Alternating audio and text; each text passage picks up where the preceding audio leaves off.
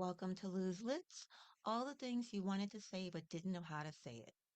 Today's topic is rebuilding Ukraine. As I look at the atrocities and the destruction that is taking place in Ukraine, it goes through my mind all of the devastation that is being done and how long it will take them to rebuild. Yes, it will take years and years to rebuild what has been done, but when it is done, it is going to be beautiful. I recently was looking at before and after pictures of Ukraine. I admit, I never thought much about Ukraine or even knew much about the country prior to the war. It was just a place on the map. Ukraine was never a rich country. Outside the main metropolitan cities, there was not much there. Even in the more populated cities, it was nothing great to look at, since the country was not wealthy. The outskirts were even worse, and one would think of poor neighborhoods when viewing the cities.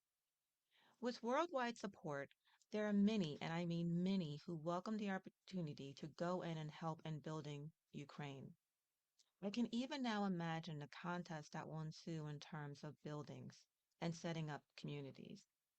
Ukraine will be a country that people will want to visit, and even now they have made themselves heard and are on the map in people's eyes.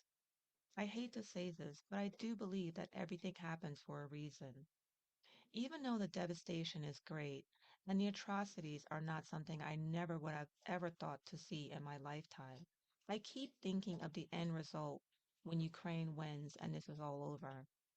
Many of the companies that have exited Russia are now saying and wanting to go to Ukraine. There are CEOs who are meeting with President Zelensky and pledging their companies for the future of the economy. This makes me think of the Berlin Wall when on one side you have riches and on the other side you have despair. People could see the other side but could not attain or join it. And let's be real, no one, and I mean no one, is going to want to deal with Russia or even accept their citizens into their workspaces, our friendly countries, for a very long time.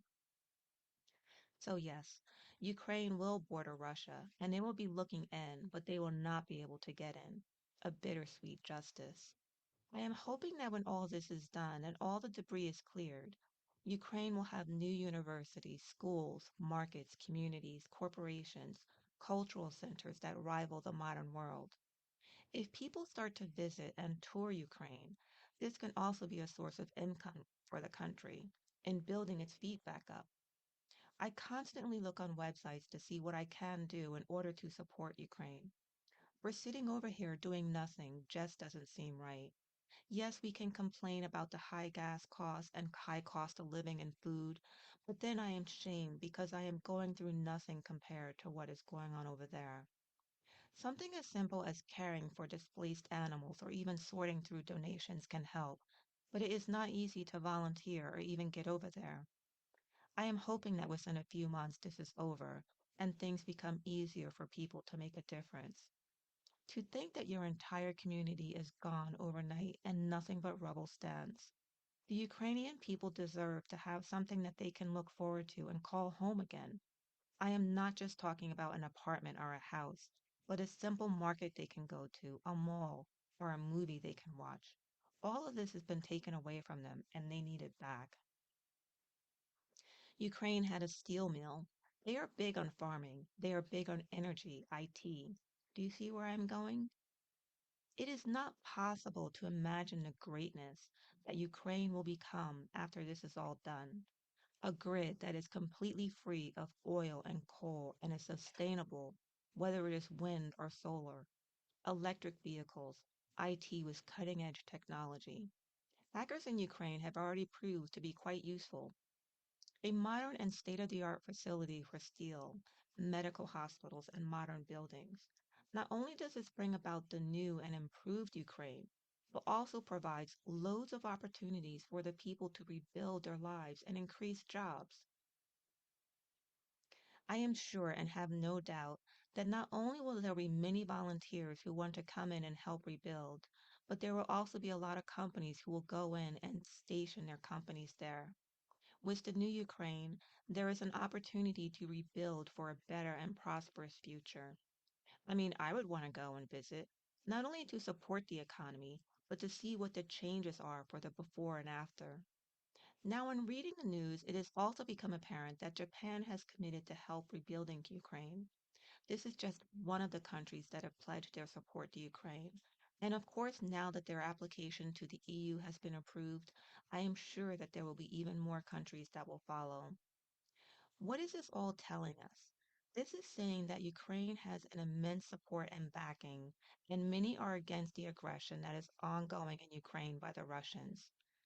What would be incredible is to have as many nations as possible helping to rebuild Ukraine, once a poor country that starts to rival other countries in terms of companies, education, infrastructure, the arts, rebuilding fresh and starting anew. I mean, let's be honest, the old Ukraine is gone. It is a pile of rubble, but in its place, you can rebuild and make a fresh start. Of course, it is sad to see all of the history go in terms of the monuments and the buildings that were there before. But imagine building from the ground up a country that is sustainable, a country that can bring energy and fuels to Europe without the need of Russian fuel, a country that is right smack in the middle of neighboring NATO countries. Do you see the possibilities?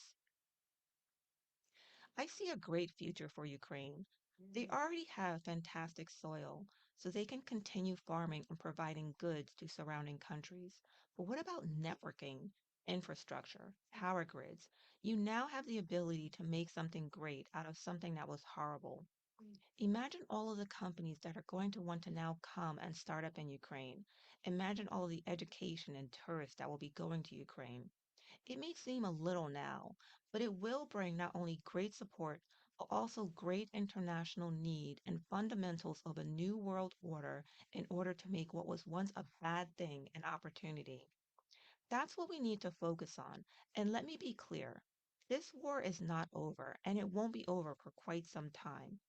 Even if the Russians were to take part of the Donbas today, it will not stay that way, and it will continue until all the Russians go back to their own border and let them stay there with their fake ruble and their fake McDonald's and keep all of their supposed infrastructure in place and let them make their deals with China and Iran and India. So what? You go ahead and make your deals with these third world countries, while in the meantime, the ones with the future will be going to Ukraine and the other European countries that make up the world powers. I thank Ukraine for being so brave in what they are doing. It is a pity they were not always part of NATO, as this world would never have gone on for as long as it has. Yes, it may take years and years for Ukraine to be part of the European Union, but when it does happen, and when this war is over, Ukraine will all be smiles. They deserve it, and it is rightly so that they should be part of the Union for all of their efforts. Russia is literally pounding away at Ukraine, removing infrastructure, civilians, monuments, food, culture. I have to wonder if they were to succeed, what would they do with all the rubble they have created? They have ousted themselves among the G7. They would have no money to rebuild, and the land would sit like this for years, decades. What are they trying to accomplish? Russia does not care about life. They only want the end game. To bomb a civilian mall with civilians, women, and children in it is unthinkable. There are already billionaires and countries and companies that are vowing to rebuild. I, for one, am tired of the madness. I get it. Ukraine is not part of NATO and they can't get involved. But to see all of the destruction that is going on and the fear that these people are going through, it really bothers my conscience. I want it to end like yesterday. I want to see rebuilding and people starting to rebuild their lives. I honestly believe that Putin is sick and he knows he is dying and is trying to do this as a last stance. Already it is being said that he has survived an assassination attempt, actually many attempts. Too bad the person failed, as I believe it would be over if he was dead. Glory to Ukraine. It is important to note that we all want to help Ukraine. There are so many people that are behind this glorious and brave country. I really do hope that more weapons are provided to Ukraine in a timely manner. Give them what they need now. I hope that Ukraine pushes Russia back where they came from, and I want Ukraine to be a glorious country again. Maybe if we are all very lucky, the next assassination attempt on Putin will work. But until then, we can only look on in horror and wait. But Ukraine will survive, no matter what Russia does. They are strong and will not give up easily. It will always be in turmoil until Ukraine is victorious. And only at that time will Ukraine be able to rebuild and make their country great. With Ukraine becoming a part of the European Union and NATO, it will be very easy to visit and explore. Just imagine the infrastructure, airports, rails, architecture that will be built there. It will be glorious, and we will be able to watch the flowers grow once again. So I leave you with this. Regardless of what your opinions are on the war in Ukraine, would you sit back and watch and do nothing if it reached our borders as well? Since Russia is also claiming to take Alaska, do you sit back and hope that Russia loses or wins? Is it right to is it right to say it is not our problem, our concern? What are the implications if Russia wins, if Ukraine loses? Who will be next? Thanks for listening to Loose Lips, and until next time, thanks.